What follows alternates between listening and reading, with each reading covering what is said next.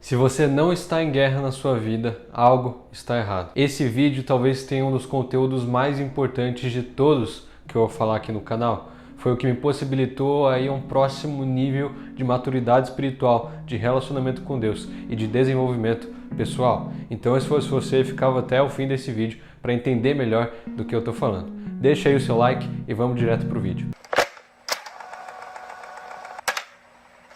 Cada ser humano é composto por três áreas, três esferas: o corpo, a alma e o espírito. E entender isso é essencial para você poder viver melhor a sua vida, viver do jeito que você quiser. Porque é o seguinte, o corpo, ele simboliza a carne, o desejo carnal e, consequentemente, o desejo pecaminoso. A Bíblia vai dizer que todos pecaram e por isso estão destituídos da glória de Deus. Assim, não existe uma só pessoa que consiga viver no mundo sem pecar. E, naturalmente, já desde que nascemos, nós temos esse pecado em nós. E a nossa carne, naturalmente, vai pender para o pecado, para os desejos pecaminosos que fogem da vontade de Deus. A nossa alma é a que controla as nossas decisões, os nossos hábitos, nossos pensamentos e atitudes finais. Ela que escolhe se vai atender aos desejos da carne ou se vai atender aos desejos do espírito. E é com ela que conseguimos controlar a nossa vida, as nossas ações, atitudes, fala e qualquer outra coisa.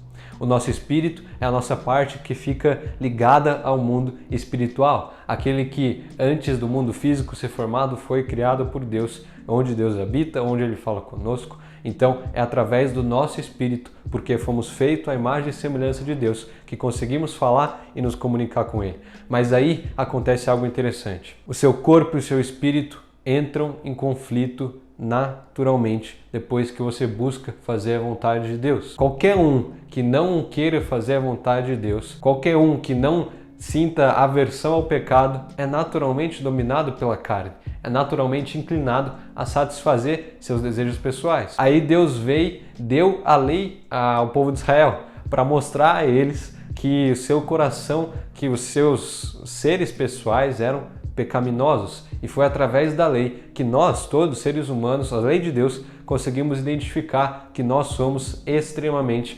pecaminosos. E aí surge o seu conflito verdadeiro, a sua guerra entre o seu espírito e a sua carne e o seu corpo. Se você for ler em Romanos 7 e 8, Paulo vai falar muito sobre isso, sobre o domínio da carne e o domínio do espírito. E por que você tem que estar em guerra? Porque se naturalmente o seu desejo pecaminoso prevalece, você precisa guerrear contra a sua carne, você precisa guerrear contra o seu corpo para que se estabeleça a vontade de Deus, a vontade do seu espírito na sua vida. Porque se você vive uma vida em paz consigo mesmo, se você não batalha contra seus próprios desejos, contra suas próprias vontades e você é dominado por eles, você não está em guerra porque você é dominado pelo pecado. Entenda uma coisa, Satanás não precisa gastar nem um pingo de energia com quem é dominado pelo corpo, com quem é dominado pela carne, com quem não consegue dizer não a um prazer, a uma comidinha gostosa aqui, a algum pecadinho aqui, algo sexual ali, uma mentirinha, alguma coisa. Se você não consegue dizer não às vontades e desejos do seu corpo, você está dominado pelo pecado. E aí entra o seguinte: para que você estabeleça a vontade plena de Deus para a sua vida, você vai precisar entrar em guerra consigo mesmo contra esses desejos. Entenda, não é uma guerra contra o pecado em si, é uma guerra contra os desejos do seu corpo. O pecado é o destino final, mas não é o que te leva a chegar lá. Porque se com a sua alma você escolhe sempre saciar os desejos do corpo, alguns não são pecado. Por exemplo, comer alguma coisa, saciar suas necessidades básicas, isso não é pecado, isso é um desejo natural do corpo. Mas existem coisas que quando você atende demasiadamente, você vai cair em pecado. Então você precisa entrar em guerra contra esses desejos e estabelecer a vontade do Espírito. Sabe por que a Bíblia deixa três práticas muito claras para nós? A leitura bíblica, a oração e o jejum? Não se engane, é uma prática para cada uma dessas três áreas. O jejum, ele mata os prazeres do seu corpo. Você nega a si mesmo algumas necessidades para que você consiga ter maior controle sobre a sua carne e ter maior sensibilidade de espírito.